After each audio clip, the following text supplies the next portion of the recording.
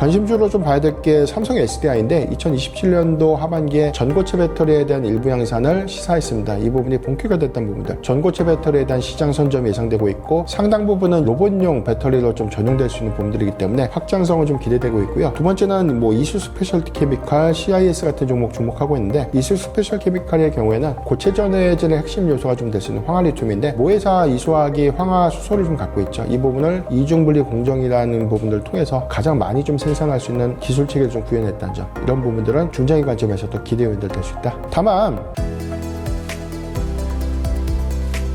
에코프로가 코스닥 시총 1위를 재탈환한 핵심 배경은 무엇일까요?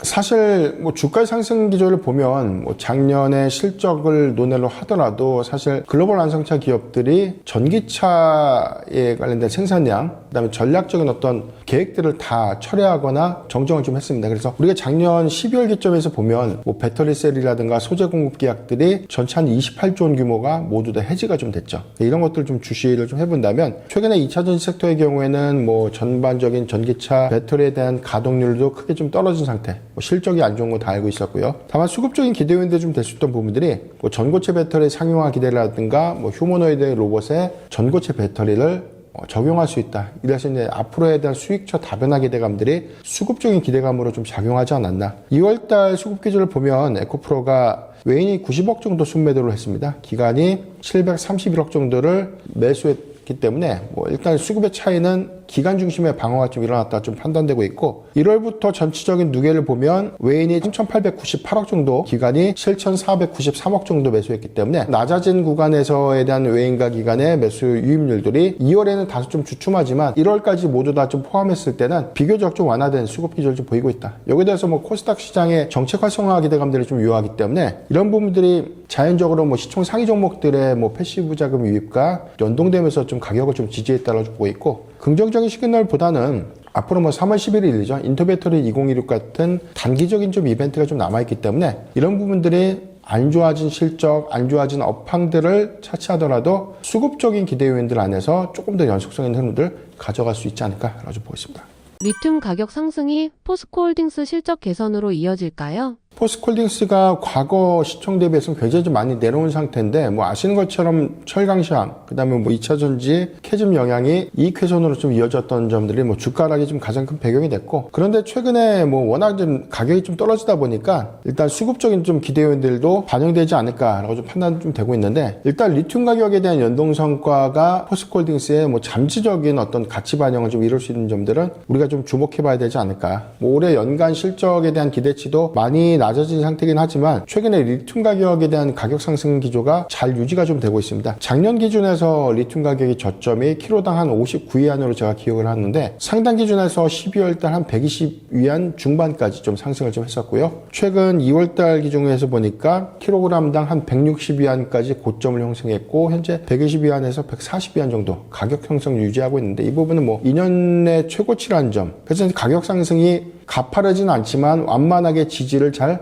해주고 있다. 그리고 이전과 같이 80위안을 좀 하회하는 그런 시그널들은 좀 아니라는 점에서는 긍정적이다라고 볼 수 있겠고, 출하량들이 좀 더 같이 연동돼서 들어간다면 오히려 이익 지표가 좀 좋아질 수 있는 배경이 좀 될 텐데, 당분간 리튬 가격에 대한 하방보다는 상방에 대한 기대 요인들이 좀 크다는 전망들이 좀 나오고 있고요. 동사의 경우에는 최근에 좀 이슈가 있었습니다. 올해 초에 아르헨티나 살데오로 리튬 광산입니다. 이게 지분 가치가 리튬 가격이 좀 많이 떨어지다 보니까 평가 가치가 좀 많이 훼손됐는데, 이게 1단계 프로젝트 이후에 2단계 프로젝트가 이제 올해 연내 이제 완공이 됩니다. 전체적인 규모로 보면 연 8만 톤 정도의 지금 캐파가 생산 체계를 좀 구축하게 되는데, 이 부분에 대한 가치 반영이 일어날 수 있겠고, 최근에 이 살데오로 프로젝트 이제 3단계 프로젝트가 아르헨티나 정부에 이제 허가를 받았는데, 이 부분이 최종적으로 이제 완료가 좀 된다면 국내 생산분과 좀 맞물리면서 연간 한 14만 톤 캐파를 유지하거든요. 이 부분은 글로벌 리튬 생산량 3위까지 좀 올라가는 기기입니다. 그렇다면 가격 상승 기조와 함께 좀 생산량에 대한 추이가 포스코홀딩스의 외형 가치를 조금 더 부연시킬 수 있는, 그래서 저는 현재 주가 부분에서 좀 부담스럽지는 않다고 보고 있고요. 장기적 관점에서 리튬 가치를 반영시킨다면 포스코홀딩스를 반드시 주목해 봐야 되지 않을까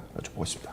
2차 전지 섹터 내에서 우리가 주목을 해야 될 곳이 있을까요? 일단 뭐 단기적인 이벤트를 주목해 볼 필요가 있지 않을까. 3월 11일 날 좀 개최되고 있는 인터배터리 2016 행사인데, 작년 행사에서는 이 46파이 원통형 배터리가 공개가 됐고요. 전기차 배터리의 신기술이 좀 공개가 됐는데, 현재 뭐 캐즘 상황인 것들을 좀 감안해 보면 작년에는 그렇게 수급적으로 연속성 있는 흐름들은 제한적이지 않았나. 다만 이번 인터배터리 2016은 조금 시장의 기대감들을 좀 부합시키지 않을까라고 보고 있는데, 1월 달에 휴머노이드 로봇용 전고체 배터리 기술이 좀 부각되면서 로봇 산업에 적용되고 있는 배터리의 확장성들, 이 부분이 좀 기대 요인들이 됐고요. 두 번째는 ESS 배터리의 구조적 변화죠. LFP라든가 뭐 3원기 방식도 에너지 밀도를 좀 전환시켜서 다른 소재로서에 대한 부가 부분, 이런 것들이 상당히 좀 기대 요인이 좀 될 수 있기 때문에, 특히나 뭐 휴머노이드 로봇용 배터리 기술에 관련된 어떤 관점들, 전고체 관련 종목들에 대한 수급이 단기적으로 좀 부각되지 않을까. 관심주로 좀 봐야 될 게 삼성 SDI인데, 2027년도 하반기에 전고체 배터리에 대한 일부 양산을 시사했습니다. 이 부분이 본격화 됐던 부분들, 전고체 배터리에 대한 시장 선점이 예상되고 있고, 상당 부분은 이제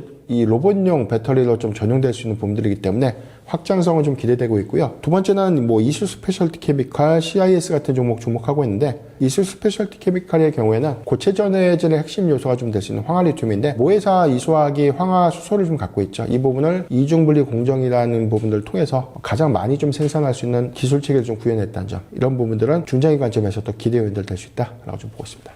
현재의 원전 주가 상승은 이미 과도한 반영일까요? 아니면 수주 전초일까요? 네, 뭐 작년 기준에서 보면 뭐 체코 원전 수주 기대감들, 여기에 대해서 미국의 원전 정책 확장이라든가 탈원전을 선언했던 뭐 유럽의 주요 국가들이 뭐 최근 기조를 보면 SMR 도입하겠다, 친원전 정책으로 굉장히 좀 빠르게 좀 회귀됐던 부분들이 수급적인 기대감들이 됐고, 이 부분이 체코 두코바니 이제 원전의 수주 확정과 좀 맞물리면서 가격 상승을 좀 끌었습니다. 다만 이제 우리가 3분기에서 4분기로 좀 넘어오는 과정을 보면 원전주가 다소 좀 주춤한 흐름들을 보여주고 있는데, 기대감은 좀 많이 반영됐는데 당장의 뭐 수주의 어떤 연동 성과라든가 뭐 프로젝트성에 관련된 기대 요인들이 부재했다라고 보고 있고요. 뭐 선별적으로 좀 기대 요인들이 좀 될 수 있는 부분은 11차 전기본이 예정대로 잘 확정이 좀 되면서 대형 원전 2기, 소형 모듈 원전 1기에 대한 착공 2030년도에 좀 시작이 되죠. 시점적인 좀 괴리는 남아있지만 국내 역시도 이제 탈원전 정책 기조가 극명해졌다, 친원전 정책으로서 이제 회귀되는 그런 기대감들이 수급을 좀 이끌지 않았나라고 좀 보고 있습니다. 다만 선별적으로 좀 봐야 되는 부분들은 뭐 아직 수주 모멘텀이 시작이 안 한 것은 맞죠. 작년 12월 기조에서 보면 미국 에너지부가 뭐 SMR 대상 기업 2곳 좀 선정을 했고요. 트럼프 대통령이 2월 4일 발표를 보면 미국의 원전 필요하다, 대미 투자액을 늘려달라는 요청이 좀 있었는데, 선제적인 투자 요청이 있다는 점, 그 다음에 현재 발표된 플랜을 보면 대형 원전 10기, 뭐 소형 모듈 원전은 최소한 8기 이상 정도가 올해부터 이제 부분적인 어떤 프로젝트가 좀 구체화될 수 있는 부분들, 이런 부분들은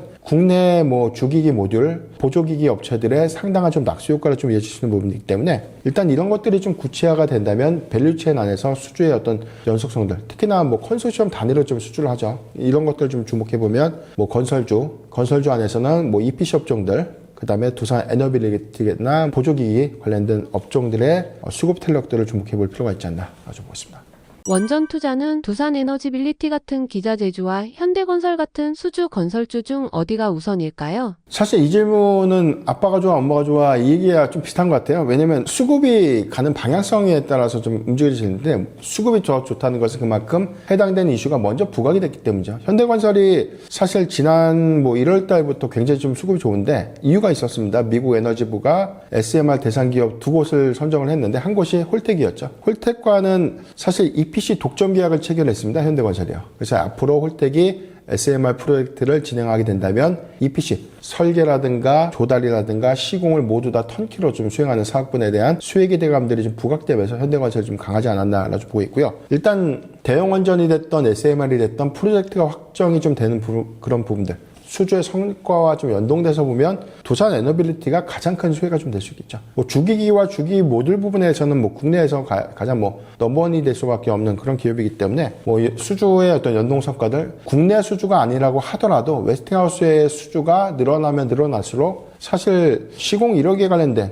그래서 뭐 공급 이력에 관련된 어떤 수주 성과 충분히 좀 이어갈 수 있지 않을까. 그래서 지금 순위를 보면 현대건설 같은 EPC 업종이 좋은 것인가, 아니면 주기기 기업인 두산 에너빌리티가 더 우위를 점할 것인가, 이런 부분들보다 일단 뭐 초기에 이 원전의 어떤 프로젝트 수주에 관련된 방향성들을 좀 봐야 될 것 같아요. 그러니까 초기를 보면 EPC 업종이 수혜가 좀 될 수 있는 부분인데 사실 시공이라든가 조달, 설계까지 모두 다 이제 턴키로 관할을 하면서 여기서 주기기 모듈, 그다음에 보조기기까지 좀 들어가면서 원전의 개통 설계는 좀 한전기술이라는 기업이 별도로 좀 하고 있기 때문에 초기에는 뭐 현대건설과 삼성물산 같은 기업들이 EPC 업종에 관련된 수혜가 좀 부각될 수 있겠고요. 한국형 원전에 대한 노용원전 제한이 최근에 좀 있었습니다. 미국에서 한국형 원전에 관련된 도입들이 구체화가 된다면 한전기술 같은 설계에 좀 강점을 갖고 있는 기업들, 그리고 두산 에너빌리티는 수주 성과에 따른 외형가치 확장 부분, 이 부분을 좀 주목해야 될 것이기 때문에 EPC 업종, 주기기, 보조기기, 그다음에 설계, 향후에는 원전의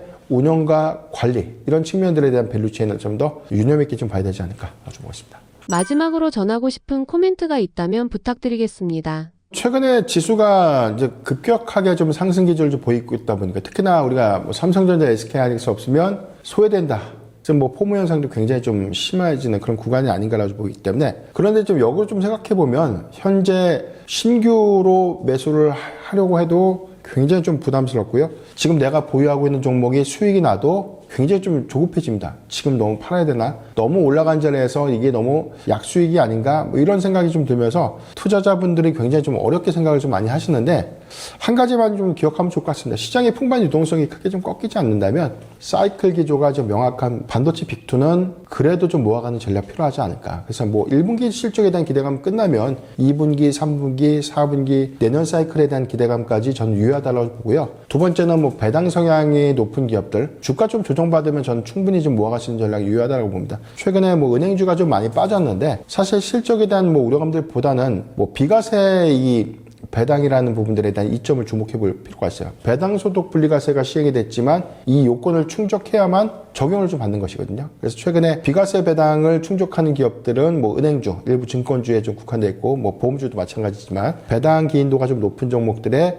주가 릴레이팅, 이 부분 주목해 봐야 될 것 같고요. 일단 뭐 수익이 좀 난다고 하더라도 너무 조급하기보다는 익절가를 좀 높여가는 전략이 유효하지 않을까. 내가 지금 산 구간에 대한 부담보다는 조금 더 여유 있게 수익 지표를 올려가는 그런 구간이 좀 중요하다는 점 잘 참고하면 좋을 것 같습니다.